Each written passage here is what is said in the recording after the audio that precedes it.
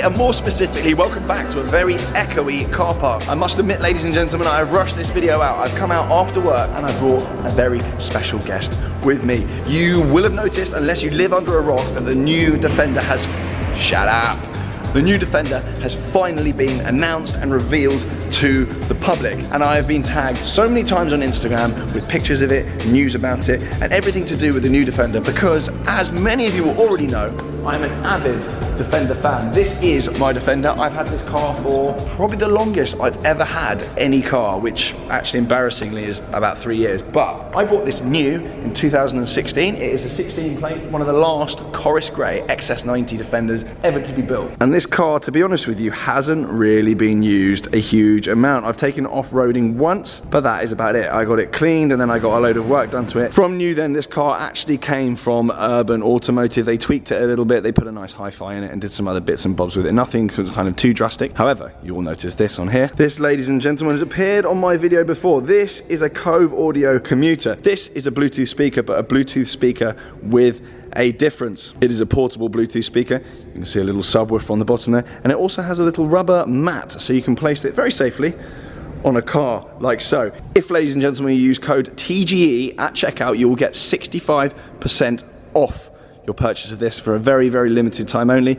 Those of you that missed it last time around, it is now back on my channel, so 65% off, code TG at checkout. Check it out. I'll leave the links in pinned comment and in the description. Very, very cool. And I can vouch for the fact that it's actually extremely loud. Rap Black Panther, Mando powder, and a dark man pamper, and a real bad man. Anyway, hopefully you believe me now. That's nice and loud. Thank you, Gigs, for that rather abrupt interlude. But the most pertinent question on everyone's lips at this point is, TGE, are you getting the new Defender? And are you going to get rid of your old Defender? And why, on all counts? So, I'm going to discuss all things Defender in this video, and hopefully I'll come up with a conclusion at the end of it and let you all know whether or not one's going to be joining my garage, because I've had a few conversations with a few people and I can get an early car, which is very, very tempting. So, introductions over and done with. Let's get on with the video. So then, what is new then? Well, let's start with this one. This one is powered by a Ford Transit engine, pretty much, give or take. But from launch, the new Defender will come with 2 petrol and 2 diesel options. A 2-litre diesel will offer either 197 or 237 brake horsepower. Both offer 317 pound-foot of torque, economy of 37.2 miles per gallon, and CO2 emissions of who really cares. The entry-level petrol option is a 2-litre 4-cylinder unit producing 296 brake horsepower and promising 0 to 60 in 7.7 seconds with an economy of 28.5 miles to the gallon.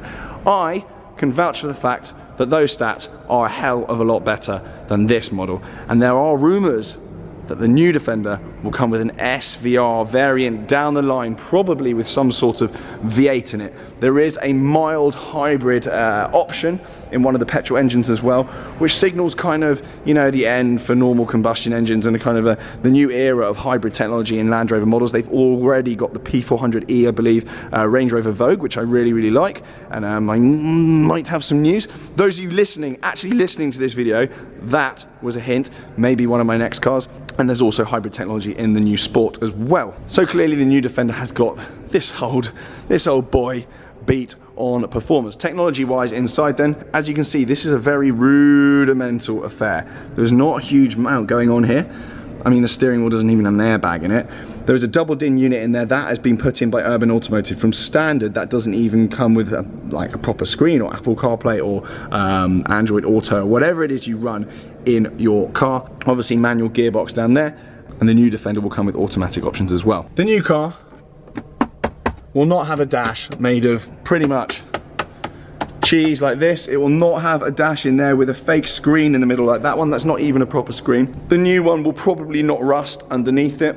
The new one will not have just bits stuck on all over the place. It will not have visible rivets everywhere. Well, it doesn't. Another thing on the new model as well, it will actually have 3 seats in the front. So this has obviously got the 2 seats. You will notice that I've got the OEM premium seats here, not any sort of silly buckets. It will actually have a 3-seater bench in the front, which is a new one, much like, kind of like a van really. In fact, the new Defender will have a 10-inch touchscreen in there, which is absolutely bonkers to have that in a Defender. It will get over-the-air updates and a 12.3-inch digital instrument cluster. So yeah, nothing like that, which is all kind of analog and basically worse than you'd see on a Nokia 3310. You also get clever technology. I don't even know why I'm showing you underneath here, because I'll show you B-roll anyway, but it gets clever technology like ground view. Basically has cameras that shows you underneath the floor. I don't know why I'm under here. This one has nothing of the sort. It's only got a rear view camera because Urban Automotive put one on, which is up there. There we go. So that didn't even come as standard on this model. So then the Defender will come in 6 trims. It comes in Defender, which is an unimaginatively named, S, SE, HSE, and First Edition. The First Edition will be available for 1 year only, and the top of the range Defender X. The Defender S is probably kind of the khaki type coloured one with the dark wheels you will have seen at the Frankfurt Motor Show. Very, very cool. It looks rather nice. Tech-wise then, the most expensive kind of optioned up Defenders will get Matrix adaptive headlights. I mean, these are not anything of the sort, they are literally just headlights. You get a fabric or glass sliding roof, which let's have a look here. There is no roof there whatsoever. Well, obviously there's a roof, but it doesn't open or do anything. They will also get things like keyless entry and seats made of 30% wool, which I don't really care about either of those things. Very interestingly, actually, 3 of the exterior colours, Indus Silver, Gondwana Stone and Pangaea Green, will get offered with a protective film wrap that absorbs scratches that can be quickly removed. So basically it will just come with PPF. That is not particularly revolutionary, although it is interesting that car manufacturers are now putting that on their cars. Interestingly for the new Defender though, it will be offered with a number of packs. I think 4 different packs. You've got Urban, which gives it kind of a blingy, shiny wheels, as Urban would suggest. Not Urban Automotive, but Urban as in around the city. You've got Adventure, which I believe will be suitable for kind of hacking across large expanses of land, which no one's ever going to do in one. Explorer as well, which I think you get a snorkel fitted to. That would be probably the one that I would go for, which basically tells everyone when you're driving around that you're intending to drive through a large volume of water. So much so that you actually need a snorkel on your car because you might do it any minute. And there's also Country as well, which I think is probably potentially a mild Adventure and Explorer put together. You know, the sort of spec that you'd want to put your lab in and potentially go out shooting, play pigeons for those offended by that. So yeah, very cool. You can kind of option up with various packs to suit your lifestyle. As I said, I'd probably just go for Explorer just because why on earth not? Just be as ridiculous as possible. If you're at home watching this video then you're wondering where on earth I get my chains from, I get them from a company called Midnight City. There is a code TG15 and a special link below. I will leave it there. Go and get it. They don't tarnish. I've actually had a few and they some of them have tarnished over the years, and these ones are actually very good. So if you are into pendants and chains, you can layer them up. There's loads of different ones. Make sure you go and check them out. There's more of it on my Instagram as well. You see me wearing them the whole time. Links are below. And make sure you use the code because you save money. Saving money is great. Anyway, as I was going on about, there are other options you can get on this car. You can get kind of remote controlled winches, roof tents as well. Roof tents are seeming to become a thing after Mr. 996 Road Trip over on Instagram has been popping up everywhere with his 996 with a roof tent. Everyone seems to want a roof tent, and Land Rover getting in on the act, so you can actually just spec it with a roof tent, as you do. As you'd expect then with a very serious off-roader, probably the most serious off-roader Land Rover have ever made. The off-roading capabilities of the new Defender are actually vastly improved in pretty much every single metric. I'm not going to go into all of them now, but quite frankly what that thing can do is staggering. All the different dimensions and, you know, like wading depth, ground clearance, all that kind of stuff. It's potty, absolutely potty. Which leads me on to the next thing, the price. It's all very well and good saying, you know, you can drive up and down a flight of stairs and down the Grand Canyon and whatever else it might be. The Defender reportedly is going to be up to about 80 grand. 80 grand? £80,000. Albeit that is going to be for the top spec silly one, and I believe they'll probably start early 40s. To put that in perspective then, 40 grand I don't have a problem with. I think that's actually represents quite good value. That I paid 44 maybe, 42, something like that in 2016. So if you think about it, the new one's actually not too bad value. That's not so bad. If you're spending 80k on one though, I mean, yeah, I don't know whether I'd go that far. Although, that said, if they are bringing out an SVR version with a V8 in it, it's going to be 80 to 100 grand, and that would actually probably tempt me. There will be the different versions, the 90, the 110, there will be them for the trade as well, with the kind of blacked in back windows and the kind of VAT benefits and benefit in kind tax benefits that, you know, corporate vehicles have. They're going to do all that. It is a working vehicle, and Land Rover is staying true to that. Now, this is where it gets controversial. The Defender has been an icon for so many years, and I have seen so much chat on the internet like, what on earth's that, and some more foul language about the new design. Land Rover were faced with pretty much an impossible task. They couldn't put something like that out again. This thing they had to stop making because it's not fulfilling any form of like regulation or kind of safety whatsoever. They could not put out something like that with a flat front and right angles everywhere and this sort of thing that was just going to delimb pedestrians.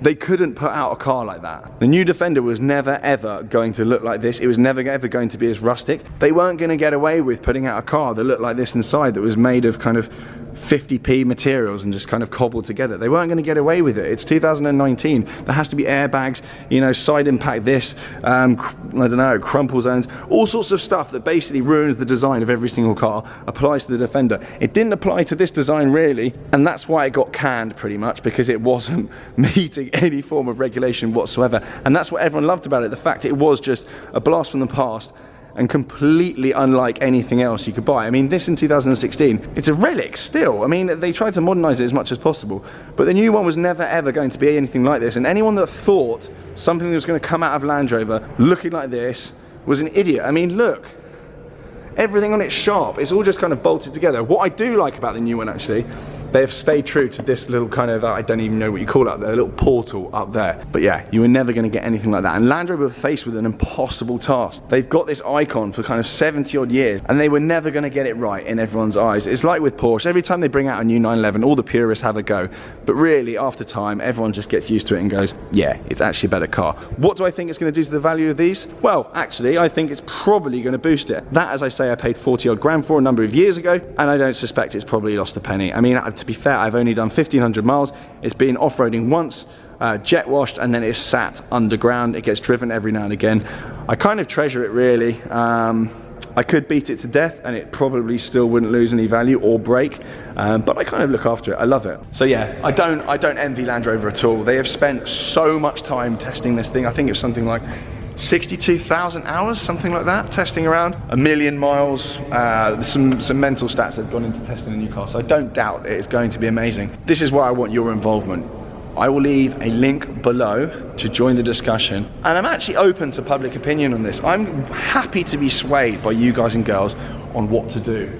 Do I get rid of that and buy the new one? Do I not need 2 Defenders? Do I keep that, buy the new one as well? If I do buy the new one, which trim do I go for? Because there's so many different kind of spec options. Some of them caught my eye, some of them haven't. I want your involvement. What do you think of the new Defender? Should Land Rover just canned it and left it alone? Is this like the old Mini versus new Mini scenario? Shut up! The new Mini comes in, everyone goes, oh, it's just a BMW, it's massive, I hate it. And then it becomes one of the most popular cars on the road and kind of an icon and loved in its own right. I want your opinion. Get involved on QT. It's the discussion platform that I've used many, many times. The link is below. It is free to use, and that feedback will actually get fed back into the industry. I'm not going to say where, but that feedback will actually be fed back in. So it's actually quite valuable stuff. Go and get involved in that. Let me know what you think I should do. Let me know what you would do. Are you going to buy one? Have you got an old Defender? And in actual fact, if you have got an old Defender, let me know over in QT as well. And perhaps I'll set up some sort of drive or off-roading event on Roadster app. You know, Roadster app. If you don't know about Roadster app, I'll also leave the link to that below. Lots of links below. There's a lot going on below this video, so make sure you go and check all of it out. There's something for everyone. Oh, my arm's getting tired. I've done a lot of talking, and I'm actually no further towards whether or not I should really get rid of it. Every time I look at it, I'm like, nah, it's just good. But I want your opinion anyway. It's very, very contentious. I've seen a lot of very heated remarks about the Defender online. To be honest with you, I just want to get involved. I'm a Defender owner. I'm not scared of change. I know a lot of people that hate change. As soon as something new comes in, they're instantly just annoyed with it and they're angry and they're like, this is new, I hate it, get rid of it. They don't give it a chance. But I want to go and sit in the new Defender. I want to go and try it out. And I'm open to liking it. I must admit, I actually like the design. But as many of you will know, I don't have any taste. However, I think it's now time to jump in this car, having been pointing at it for quite some time. I mean, look at it in here. How could you hate it? It's brilliant. I mean, that's obviously not the original steering wheel. The original steering wheel was hell. Here we go. Lovely stuff. Look at that. Even that little clock, it's all just so lovable. It's terrible, but it's lovable. Got a little grab handle there. A disc lock down there, because you can pretty much steal these things with a coat hanger, and they do get stolen with coat hangers. And then in the back there, I've just filled it full of stuff. It's just full of stuff in there. And the fold-up seats. And a picture of the Emoji Fresh smart car, which is chaos, to be honest, and some number plates. I think then on that convoluted note, it's time to go. Make sure, as I say, you check out the links below. There is something for everyone. I've gone through a lot of things and I always leave the links below. So go and check it out. Everything I've mentioned is in there. As I say, I want your opinions on this Defender fiasco, saga, development. I want to know what I should do. So, without further waffle, thank you so much for watching. Do subscribe, blah, blah, blah. And I'll see you all very, very soon. Bye now.